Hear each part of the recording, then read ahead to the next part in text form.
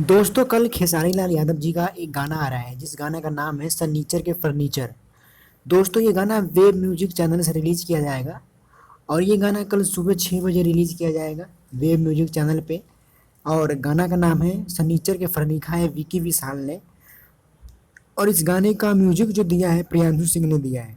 और इस गाने में खेसारी जी के साथ में सपना चौहान नजर आएंगी। तो गाना बहुत बवाल है।